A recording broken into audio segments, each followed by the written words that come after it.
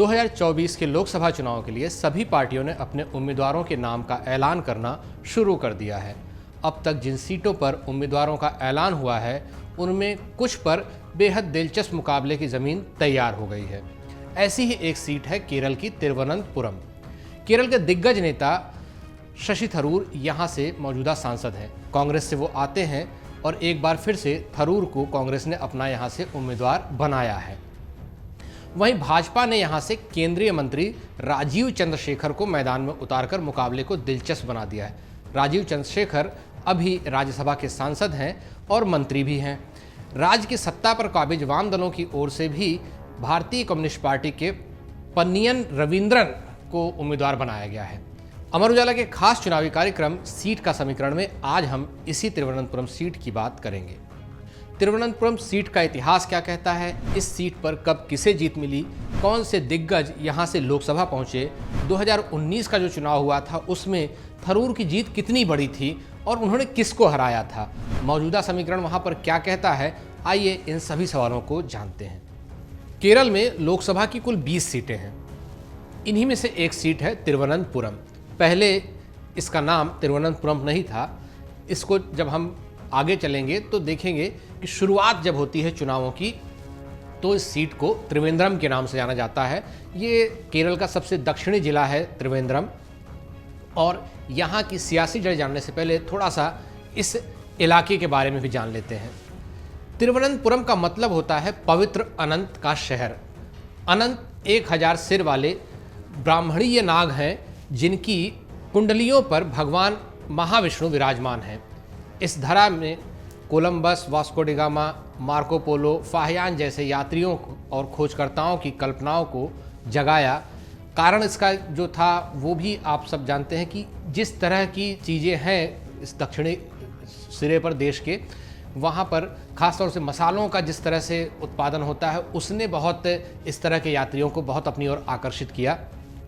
7 पहाड़ियों पर बसा तिरुवनंतपुरम आज एक विशाल महानगर बन चुका है। इसके बावजूद इस शहर के अतीत का गौरव और आकर्षण बरकरार है। अगर हम इन चीज़ों को देखते हैं तो एक तरह से इस अपनी जो इतिहास का जो धरोहर है उसको संजोए हुए ये शहर आधुनिक बन चुका है। इस शहर में अब एक महानगर का रूप ले चुका है ये शहर। इसके साथ में ये राज्य की राजधानी का रूप भी ले चुका है। इन सब के बीच अब एक बार फिर से वापस अगर हम तिरुवनंतपुरम के सियासी इतिहास की तरफ चलते हैं तो जिस तरह से देश का पहला चुनाव जब हुआ 1951-52 में, तो यहाँ पर भी उसी वक्त चुनाव हुए। सीट थी त्रिवेंद्रम। इस सीट पर एक दिलचस्प चीज़ जो दिखाई देती है कि देश में एक बहुत बड़ी जीत दर्ज कर कांग्रेस आती है, लेकिन केरल पहले चुनाव से ही कांग्रेस के लिए चुनौतियों वाला राज्य था और दूसरा चुनाव आते आते तो यहाँ से उसकी सत्ता तक चली जाती है। इस राज्य का पहला चुनाव जो होता है उसमें त्रिवेंद्रम सीट से न तो कांग्रेस को जीत मिलती है, न किसी दूसरे दल को जीत मिलती है, बल्कि एक निर्दलीय प्रत्याशी यहाँ से जीत दर्ज करते हैं। एन.ई. मास्केरन, जो कि सोशलिस्ट पार्टी के टी.के. नारायण पिल्लई को 68,117 वोटों से हरा देते हैं।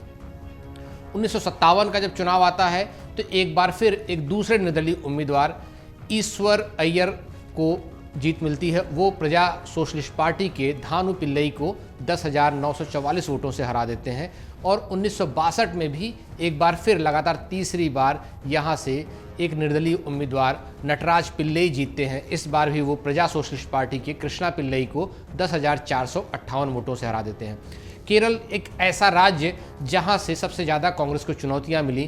कांग्रेस यहाँ से लगातार बहुत मुश्किलों से गुजरी और उसके बाद भी, हालांकि बाद में सत्ता में जरूर आई, लेकिन जिस तरह से का इतिहास केरल का है और जिस तरह से वहाँ पर वाम दलों ने एक तरह से अपना प्रभुत्व अभी भी बरकरार रखा है, अभी भी वहाँ पर वाम दलों की सत्ता है। 1957 में जब पहली बार किसी राज्य की सत्ता से कांग्रेस बाहर हुई तो वो राज्य जो था वो केरल ही था। और वहाँ पर पहली बार जब कोई मध्यावधि चुनाव हुए तो वो राज्य भी केरल ही था।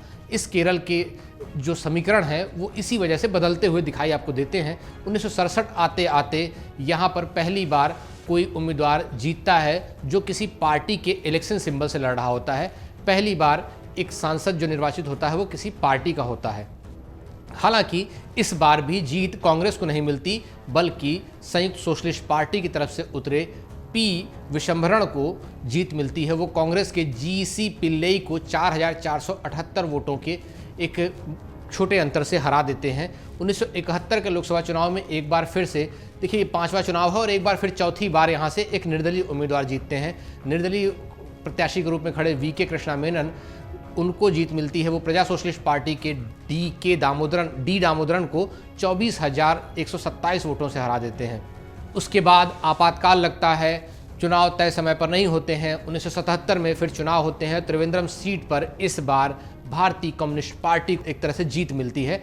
भारतीय कम्युनिस्ट पार्टी के उम्मीदवार MN गोविंदन, वो जो है एक भारतीय लोकदल के पी विशंभरण को 69,822 वोटों से शिकस्त देते हैं। यहाँ पर एक बार फिर से कांग्रेस न तो जीत दर्ज कर पाती है और न ही नंबर 2 पर रहती है। 1980 ये वो पहला चुनाव था जब त्रिवेंद्रम सीट से कांग्रेस को जीत मिलती है। आमतौर पर जब हम किसी चुनाव को देखते हैं या चुनावी इतिहास को देखते हैं तो 80 के बाद का जो दौर आता है वहाँ से कांग्रेस कई सारी सीटों से कांग्रेस का प्रभुत्व समाप्त होता दिखाई देता है। लेकिन एक ऐसी सीट त्रिवेंद्रम जहां पर इस वक्त कांग्रेस के सांसद शशि थरूर हैं, लगातार जीत रहे हैं वहां से, लेकिन 1980 तक यहां पर कांग्रेस को जीत नसीब नहीं होती है। 1980 का वो पहला चुनाव होता है जब कांग्रेस के प्रत्याशी नील लोहित दासन नादर ने भाकपा के MN गोविंदन नायर को 1 लाख से ज़्यादा अंतर से हरा दिया था और पहली बार कांग्रेस को यहाँ से जीत मिली थी। 1984 में एक बार फिर कांग्रेस को यहाँ पर जीत मिलती है। वो जो एक सहानुभूति लहर होती है, इंदिरा की हत्या के बाद जो चुनाव होते हैं उसमें यहाँ पर कांग्रेस एक बार फिर जीतती है। हालांकि उम्मीदवार बदल जाते हैं। चार्ल्स यहाँ से चुनाव लड़ते हैं और वो लोक दल के नादर, जो कि पिछली बार कांग्रेस के उम्मीदवार थे, उन्हें हरा देते हैं। 53,000 से ज़्यादा वोट से हराते हैं। चार्ल्स 1989 में फिर से जीतने में सफल रहते हैं। इस बार वो निर्दलीय ONV कुरूप को 50,913 वोटों से हराते हैं और 1991 का जब चुनाव आता है तो चार्ल्स जीत की हैट्रिक लगाते हैं। इस बार कांग्रेस के प्रत्याशी वो भाकपा के EJ विजयम्मा को हराते हैं 43,670 वोटों से। 1996 के चुनाव में चार्ल्स को भाकपा के प्रत्याशी KV सुरेंद्रनाथ के हाथों हार मिलती है। लगातार चौथी बार वो मैदान में थे कांग्रेस प्रत्याशी के तौर पर, लेकिन 3 जीत के बाद चौथी बार उन्हें भाकपा के KV सुरेंद्रनाथ रोक देते हैं। 20,802 वोटों से सुरेंद्रनाथ को जीत मिलती है। 1998 के लोकसभा चुनाव में यहाँ पर कांग्रेस अपना उम्मीदवार बदलती है। इस बार यहाँ एक बहुत बड़े चेहरे को उम्मीदवार बनाया जाता है। के करुणाकरण यहाँ से उम्मीदवार बनते हैं, जो मुख्यमंत्री भी रहे केरल के। उनको पार्टी उम्मीदवार बनाती है और दूसरी तरफ से भाकपा के KV सुरेंद्रनाथ ही होते हैं। उनको हालांकि इस बार सुरेंद्रनाथ को हार का सामना करना पड़ता है। करुणाकरण उन्हें 15,398 वोटों से हरा देते हैं। 1999 के लोकसभा चुनाव में कांग्रेस की तरफ से VS शिवकुमार उतरते हैं और वो भाकपा के कनियापुरम रामचंद्रन को 14,485 वोटों से हरा देते हैं। 2004 के चुनाव में यह सीट एक बार फिर कांग्रेस के हाथ से फिसल जाती है। 80 में जीत मिलती है, उसके बाद 89 से लगातार 3 बार जीत मिलती है। 98 आते आते एक हार, फिर लेकिन 99 में जीत वापस मिलती है। लेकिन 2004 में कांग्रेस एक बार फिर से यहाँ पर हार जाती है। इस बार भाकपा के प्रत्याशी PK वासुदेव नायर यहाँ से जीतते हैं। VS शिवकुमार को 54,603 वोट से वो हराते हैं। 2009 में हार के बाद कांग्रेस एक बार फिर अपने जो चेहरा होता है इस सीट पर उसे बदलती है और चेहरा कोई छोटा मोटा नाम नहीं होता है, एक बहुत बड़े चेहरे को लाया जाता है जो कि UN से आया हुआ होता है, शशि थरूर। लंबे समय तक उनके पास एक अनुभव होता है संयुक्त राष्ट्र के साथ काम करने का, वहाँ से वो कांग्रेस का चेहरा बनते हैं। कांग्रेस शशि थरूर को टिकट देती है। थरूर संयुक्त राष्ट्र में अपना करियर बिताकर आए होते हैं। शीत युद्ध के बाद जो शांति बनाए रखने की कई जिम्मेदारियां उन्होंने वहाँ UN में निभाई। UN के महासचिव के वरिष्ठ सलाहकार रहे। संचार और सार्वजनिक सूचना के लिए अवर महासचिव भी रहे शशि थरूर को उम्मीदवार बनाती है 2009 में कांग्रेस। वो भारत लौटते हैं और देश की चुनावी राजनीति में शामिल होते हैं और न सिर्फ शामिल होते हैं बल्कि यहाँ पर एक बड़ी जीत भी दर्ज करते हैं। भाकपा के एडवोकेट P रामचंद्रन नायर को 99,998 वोटों से हरा देते हैं। इस तरह से इस सीट को वापस कब्जा दिलाते हैं। यहाँ पर 2009 में कांग्रेस जो भाजपा के उम्मीदवार होते हैं वो चौथे नंबर पर रहते हैं। लेकिन 2014 वो पहला चुनाव होता है जब भाजपा यहाँ पर एक अपनी उपस्थिति दर्ज करा पाती है। पार्टी के उम्मीदवार ओ राजगोपाल को शशि थरूर से हार मिलती जरूर है, लेकिन एक बहुत कड़े मुकाबले में हारते हैं। महज 15,470 वोट से थरूर जीत पाते हैं। थरूर 9 में जब जीतते हैं तो उसके बाद उनको केंद्र में मंत्री भी बनाया जाता है। हालांकि 14 में कांग्रेस सत्ता से बाहर हो जाती है, थरूर जीत जरूर जाते हैं दूसरी बार, लेकिन अब मंत्री बनने की कोई संभावना नहीं रह जाती है। अब आता है 2019 का चुनाव, जब बीजेपी एक बार फिर से सत्ता में लौटती है, लेकिन तिरुवनंतपुरम में थरूर की जीत का सिलसिला कायम रहता है। थरूर यहाँ पर जीत की हैट्रिक लगाते हैं। इस बार उन्हें 4,16,131 वोट मिलते हैं, जो कि कुल वोटों का करीब 41% से ज़्यादा वोट होता है। हालांकि भाजपा यहाँ से एक बार फिर दूसरे नंबर पर रहती है। पार्टी के उम्मीदवार राजशेखरन को 3,16,142 वोट मिलते हैं, यानी करीब 31% से ज़्यादा वोट वो पाने में सफल रहते हैं। कांग्रेस के शशि थरूर को 99,989 वोटों से जीत यहाँ मिलती है। लेकिन एक बार ये दिखाई देता है कि जहाँ पर पूरे केरल में लेफ्ट और यूडीएफ, एलडीएफ और यूडीएफ जो कहते हैं, जो कांग्रेस का जो गठबंधन है यूडीएफ और वाम दलों का गठबंधन जो है एलडीएफ, उनके बीच में लड़ाई होती है। लेकिन तिरुवनंतपुरम में बीजेपी लगातार दूसरी बार एक अच्छी अपनी पकड़ दिखाती है, एक अच्छा वोट वहाँ पर पाती है। और इस बार के चुनावों में पार्टी ने एक बहुत बड़े चेहरे को अपना उम्मीदवार बनाया है। राजीव चंद्रशेखरन अगर वहाँ से एक बार फिर जब जीत का चौका लगाने की कोशिश कर रहे शशि थरूर को चुनौती देंगे।